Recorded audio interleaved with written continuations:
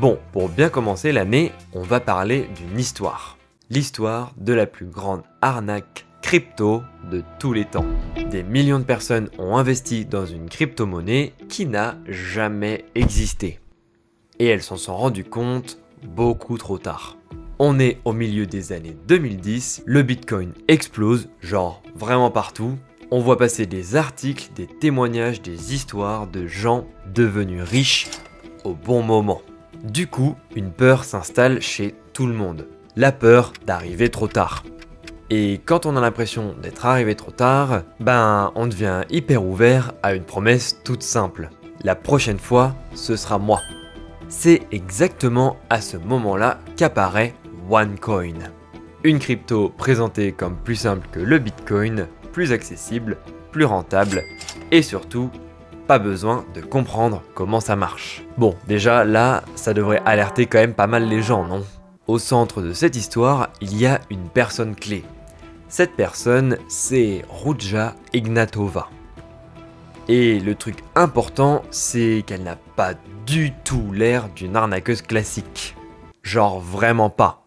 Elle est brillante, ultra scolaire, à l'aise avec tous les codes du succès, diplôme prestigieux, discours ultra maîtrisé. Elle sait exactement à quoi ressemble une personne à qui on fait entièrement confiance. Moi perso, elle m'aurait eu direct. Elle arrive pas en mode « devenez riche en 2 semaines ». Elle arrive vraiment en mode chef d'entreprise. Elle est calme, bien habillée et toujours sûre d'elle. Sur scène, elle te vend pas juste une crypto, elle te vend une idée très précise. Si tu doutes, c'est que tu n'as pas encore compris. Et là, poser une question, c'est plus être prudent, c'est passer pour le gros relou du groupe. Le mec qui n'a pas suivi, celui qui n'est pas prêt. Du coup, les gens se taisent, ils applaudissent et ils se disent « Bah, de toute façon, je comprendrai plus tard ».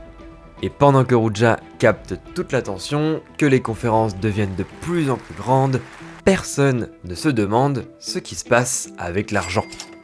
Et là, on arrive au cœur du piège. Parce qu'en réalité, tu n'achètes jamais vraiment de OneCoin. Tu achètes des packs éducatifs. Alors là déjà, je comprends même pas comment les gens peuvent croire à ça. Mais c'est des formations censées t'apprendre la crypto, vendues plusieurs centaines, voire parfois milliers d'euros. Mais vraiment, what the fuck? Et les gens, ils achètent, ils y vont quoi. Avec ces packs, on te donne des OneCoin. Enfin, on t'affiche surtout un joli chiffre à l'écran. Plus ton pack est cher, plus le chiffre est grand, forcément. Et très vite, on t'explique le plan. Si tu veux gagner de l'argent, il faut en parler autour de toi. Classique. Amis, famille, collègues, tout le monde y passe. Chaque nouvelle personne qui achète un pack te rapporte une commission. Un peu comme les systèmes de parrainage sur les nouvelles banques et les autres trucs. Et là, OneCoin ressemble plus du tout à une crypto. Ça ressemble juste à un système où l'argent des nouveaux sert à enrichir les anciens. Yeah. Vous le sentez venir, le système pyramidal là? Bah ouais, on y est. Alors tout le monde voit son chiffre monter, du coup tout le monde pense gagner. Sauf qu'il y a un détail énorme. Personne ne peut vraiment retirer son argent. Là ça devrait vous mettre la puce à l'oreille, non les gars, quand même. On te dit, c'est pas le bon moment, la plateforme est en maintenance. Attends, ça va bientôt exploser là. Et tant que le chiffre monte à l'écran, y a beaucoup de personnes qui continuent d'y croire. En vrai, je comprends de ouf, c'est la patte du gain quoi. Parce que reconnaître que c'est une arnaque, en soi, c'est aussi reconnaître que t'as amené des gens, des proches à toi dans cette arnaque. Et ça, psychologiquement, c'est beaucoup plus dur que juste d'attendre et de voir si ça marche. Sauf que certains commencent par perdre patience, il était temps, et se posent une question toute simple. Mais au fait, cette crypto, elle marche comment ? Bonne question Jérémy. Parce que normalement, une crypto, ça marche avec une blockchain. Et une blockchain, c'est assez simple en vrai. C'est un grand registre public, un peu comme un grand livre de comptes, que tout le monde peut vérifier. Parce que toutes les transactions sont écrites noir sur blanc. Le principe, personne ne peut tricher seul dans son coin. Sauf que pour OneCoin, ce registre n'existe pas. Il n'y a pas de blockchain publique, donc pas d'historique vérifiable, pas de transactions visibles. Les chiffres que tu vois sur ton compte viennent pas d'un réseau décentralisé. Au contraire, ils viennent tous d'un serveur central, qui sont modifiés manuellement.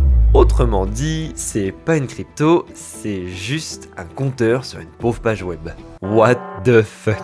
Et quand des devs et des experts commencent à regarder de plus près, ils réalisent un truc de fou. OneCoin ne peut tout simplement pas marcher. Peu importe le nombre de conférences, le nombre d'investisseurs, les faits ne mentent pas.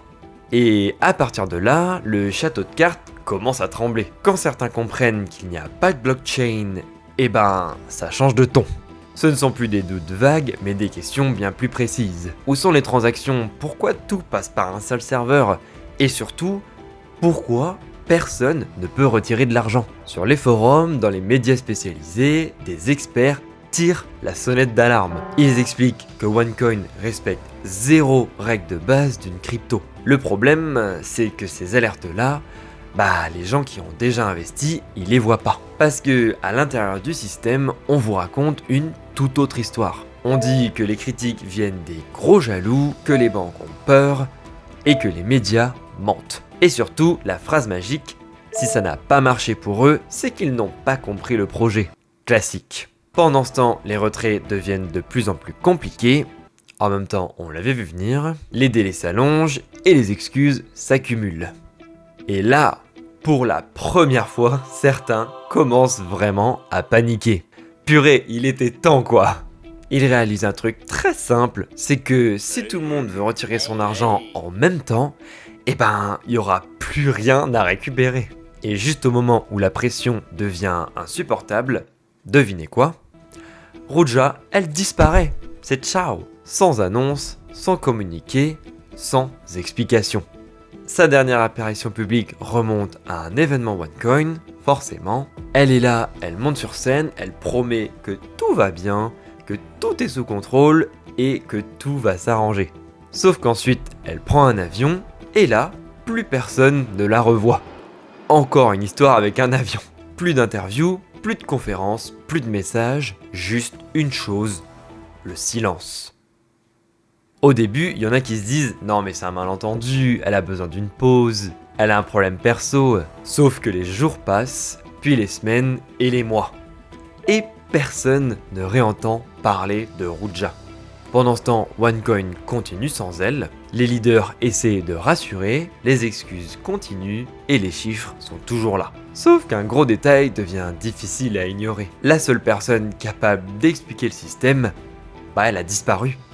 Et là, même les plus convaincus commencent à comprendre. Si la fondatrice s'est évaporée, c'est probablement pas un hasard. Effectivement, Sherlock. Et à partir de ce moment, tout s'effondre. Enquête, arrestation et milliards envolés. Après la disparition de Ruja, le château de cartes ne tient plus très longtemps. Les plaintes explosent, les autorités s'y intéressent pour de bon. Bon, il était temps quoi. Cette fois, ce ne sont plus des rumeurs sur des forums, mais bel et bien des enquêtes officielles.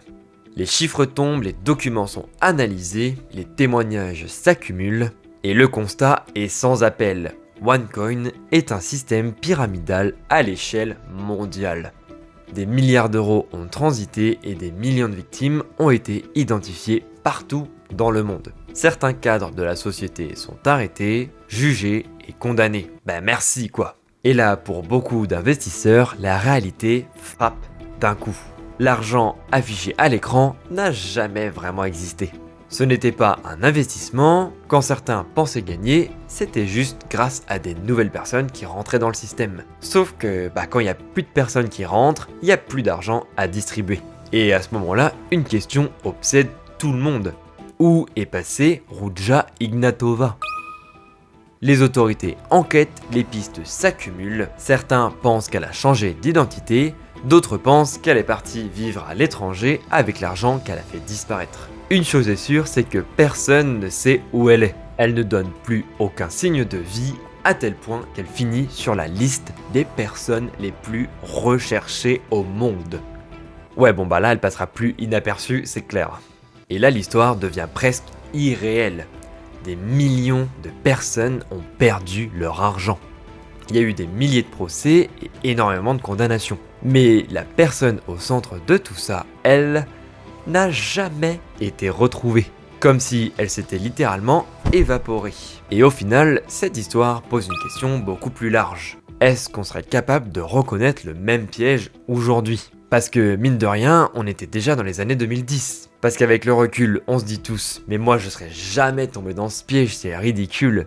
Sauf que, pour OneCoin, les gens pensaient pas être naïfs quoi. Ils pensaient qu'ils étaient en avance, qu'ils étaient plus malins que les autres, en mode visionnaire quoi.